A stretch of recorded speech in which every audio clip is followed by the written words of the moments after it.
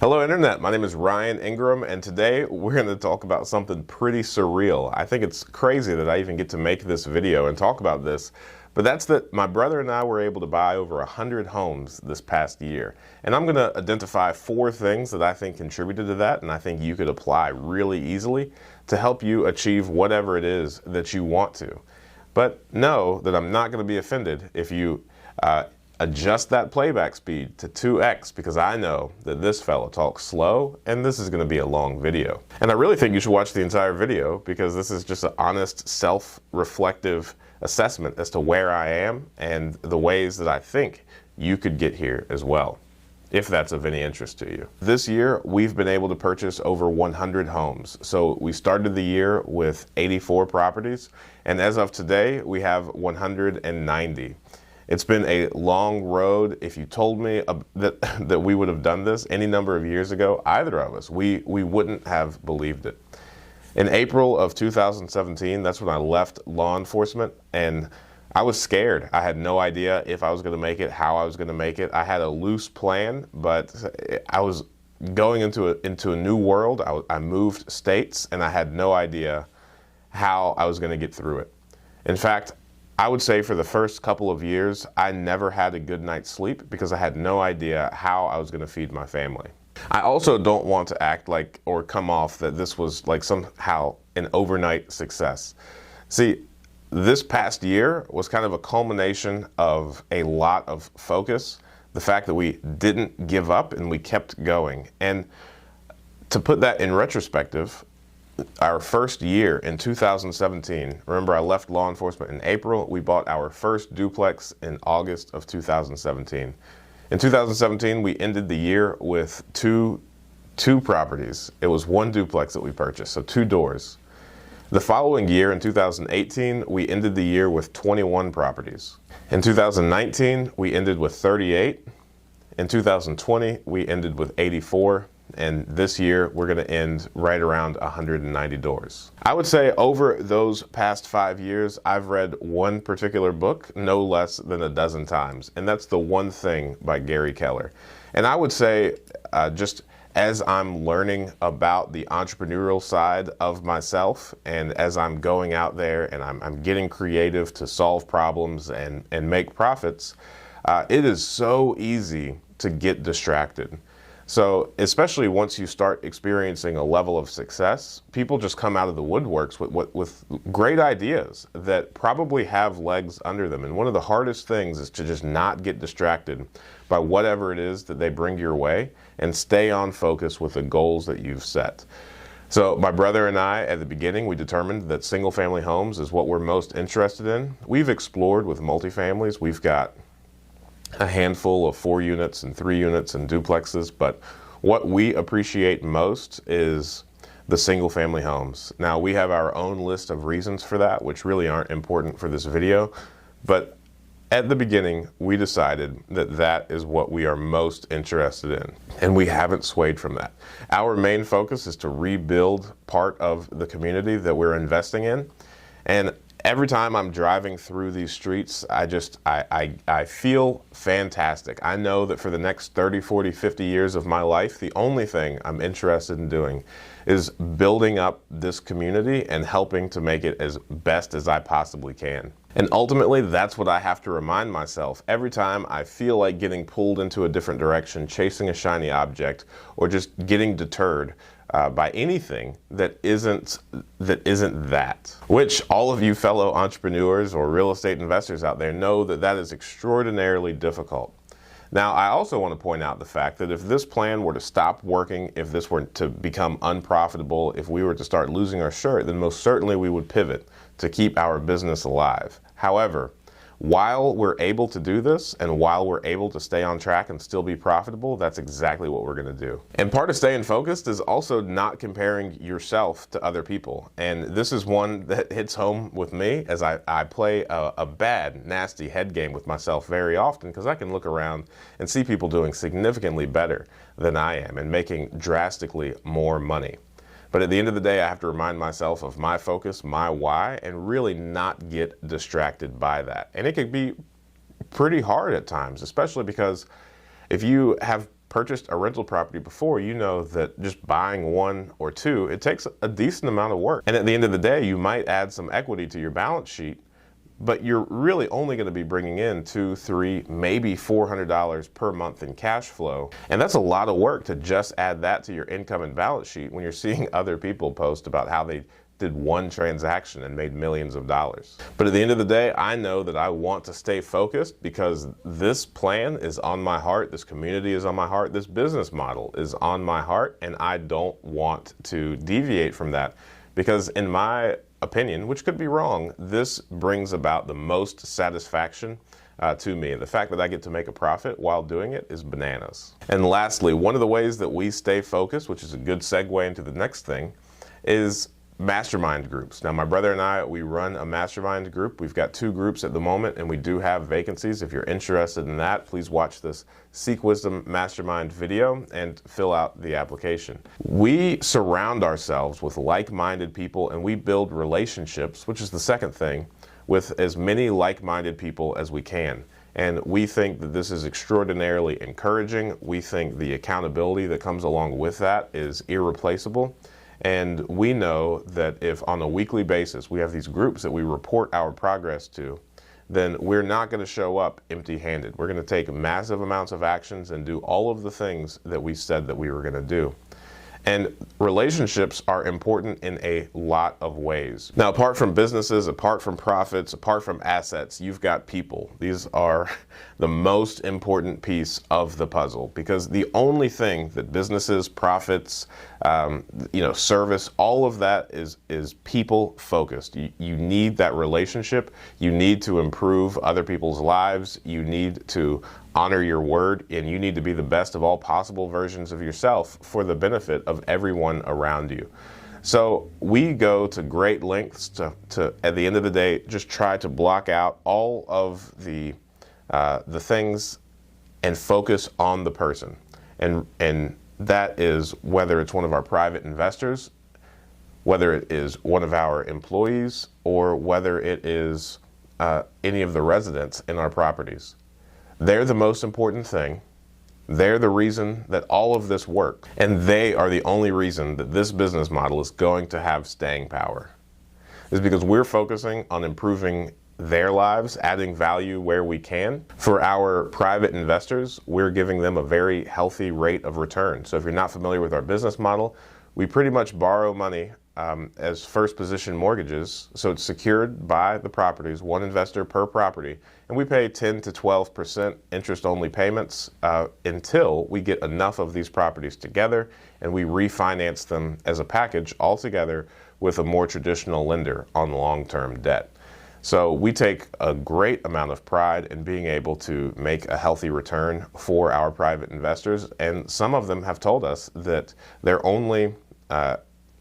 only way that they pay for their living expenses is through these interest payments. So we take this very seriously, and we've got a lot of relationships where we can't let them down. We have no interest in doing so. Now, yes, if we default, they get the property, and that's okay. But that's worst case scenario, and we would have failed on multiple areas in the process if that were to ever occur.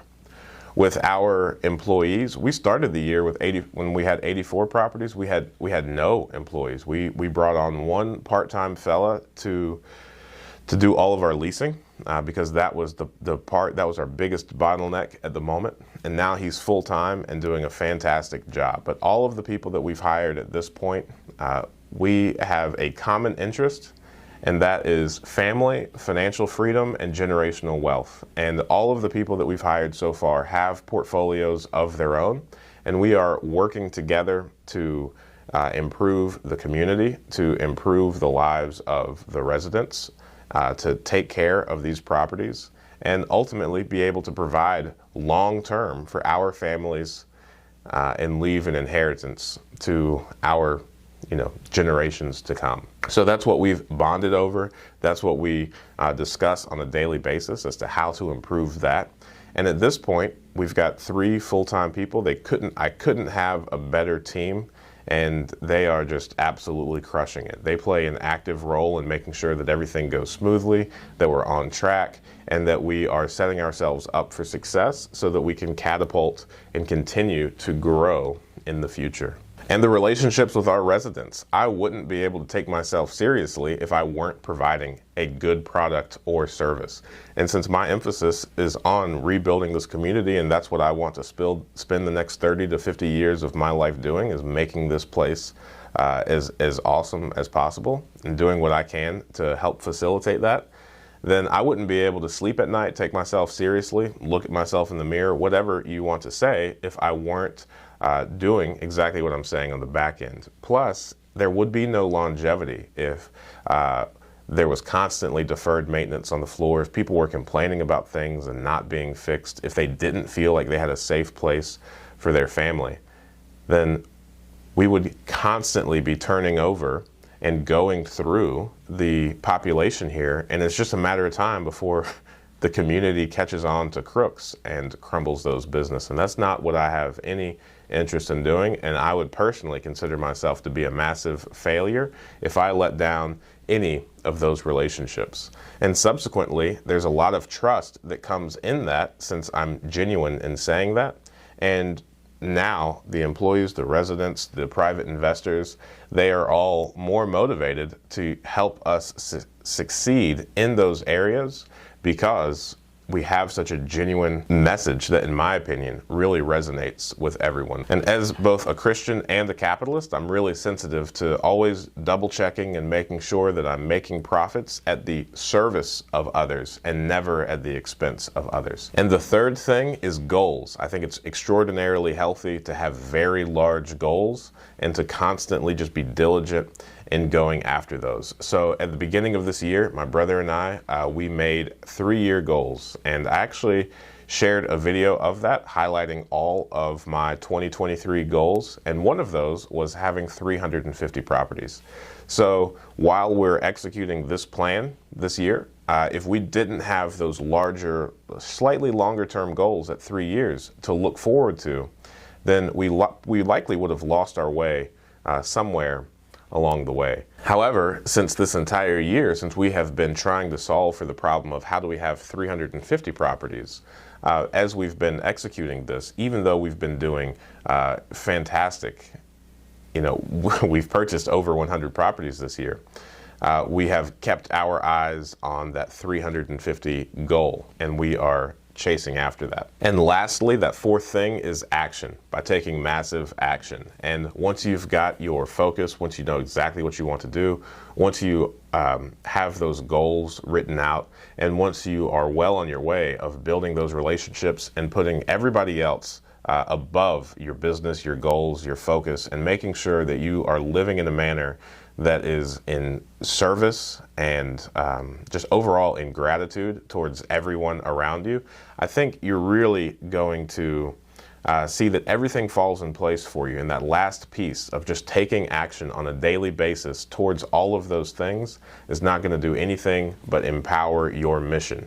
So as you're taking action, it is so easy to get discouraged, to fall off track, to not notice the subtleties of what progress feels like and looks like, which is why it's really important, again, to focus on those relationships and find those people that are willing to hold you accountable so that you actually do the things that you say that you're going to do. And then also those people that are able to encourage you and remind you of all the things that you've accomplished as you've been working this, so you don't get discouraged and don't fall off track. It's a very delicate balance that you have to find, but you are the worst enemy, and you are the one that's going to stand in your way of the progress, no one else. So take a deep self-reflection, try to find any chips on your shoulder, try and find any kind of upper limits or lies that you've been telling yourself, get those out of there, and go out and surround yourself with like-minded people. And for the people that were hoping for a more technical overview of how we were able to purchase 100 properties in a calendar year, this part's for you. And the first part is our formula. So we always want the purchase price plus the rehab costs to be equal to or lesser than 75% of the after repair value. Now what that does is it allows us to purchase properties, rehab properties, and refinance those properties without having any of our money into the deal. So once we find these deals, which is getting a little bit harder to do, but they're out there. It's still a gold mine out there. The entire Midwest is full of these for anyone that's looking. And when we find these deals, that allows us to then go to our private investors. Now, these are all secured by first position mortgages, and before you try to use other people's money, you should definitely educate yourself on legally what you're able to do and what you're not able to do. Read some of the SEC regulations, talk to some attorneys, get a lot of insight on the documents that you need, and just what all you need to do in order to facilitate this transaction legally. But we have private investors that we've met, largely friends and family. But remember, in the relationships piece, when I was talking about that, we have gone out of our way to build solid relationships and become friends with a lot of like-minded individuals. And one of the ways that we are kind of serving our investors is a lot of these guys are fantastic businessmen, high income W-2 earners, or people that are great at one skill. They have a lot of money, they are able to generate money, but they don't know how to invest it on the back end. Some people are leery of the stock market and want safer, more secure alternatives. And that's what real estate is able to provide. So in the event that we don't perform, unlike the stock market where there's no accountability, the investors will, since it's secured on first position mortgage by the property or the underlying asset, then they get that in the event that we default. So when we follow this formula where the purchase price plus rehab costs are equal to or lesser than 75% of the after repair value, in the event that we default, they actually get 25% more than what we borrowed from them. So it's a very, in my opinion, safe bet, because they're able to get those 10 to 12% returns while we are borrowing the money from them.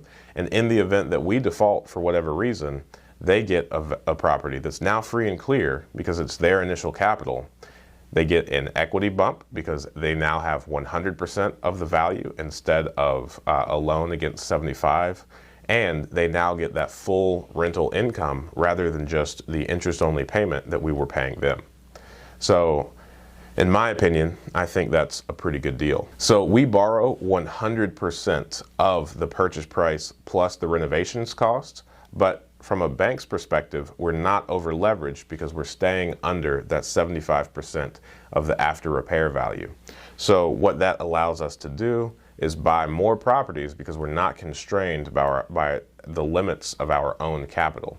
Now, if we were to try to do this entire and buy all of our properties using only our money, we would run out of money really quickly. And we wouldn't be able to scale at the rate that we did because we would be relying on our own funds. So after we purchase a lot of these properties with those private mortgages, then what we'll do is we'll get any number of those. We did a refinance this January of about 20 properties, and then just recently, in about September, I believe, we did a refinance of around 40 or 50 properties. And what that allows us to do is pay back those initial private mortgages. And as we pay those back, well, the investors really don't necessarily want their money back because they've been enjoying that 10 to 12% interest payments on a monthly basis. As I mentioned earlier, some investors even use these interest payments to pay for their living expenses so that their active income can be invested. So now the issue that we're faced with is, let's say we had 20 of these, so that's at $50,000 each. So now that's $1 million that we have to go out and redeploy. So now we've got $1 million worth of private investor money that we have to go out, find deals for, and purchase so that we can keep giving those investors those 10 and 12%. So generally what we do is once we have a list to one of those traditional banks that are working on refinancing those properties for us, what we will do is we will start looking for additional properties and we'll start putting them under contract so that whenever those deals, the refinance closes, we're able to go out and purchase additional properties. Again, now keep in mind, this is not an overnight thing. And I would like to reiterate the fact that in 2017, we had 2 properties. In 2018, we ended the year with 21 properties. And 2018 is actually when we took on our first private mortgage investor. And so now we've got a decent track record that we can point to and kind of prove our business model. So we've been working with some of these investors for over 4 years, and that's why you're seeing this kind of exponential growth, and why it's important for us, again, to just reiterate on that staying focused part. Because right now we've got this system, we've got this track record, and we've got this compiling amount of private mortgage money where each time we are refinancing a bulk of these properties, then we have a greater sum to go out and redeploy. So just running through those numbers again, year 1, we ended with 2 properties. Year 2, we ended with 21 properties. Year 3, we ended with 38 properties. Year 4, we ended with 84 properties. And now we're about to end year 5 with 190, give or take. So you might be sitting there now asking yourself, well, Ryan, what's next? And I'm happy to say that I have created what seems like an insurmountable goal for myself for next year of buying 200 homes. So I don't know how feasible that is for us to achieve, but I know that next week we're having a team meeting. It's going to be a whole day, and we're going to try and figure out exactly what systems, processes, and things that we need to achieve in order to reach that. And one of my brother and I's goals since we've started has been to double on an annual basis until we can't. And next year might be that last year that we're able to double, if we're able to double then.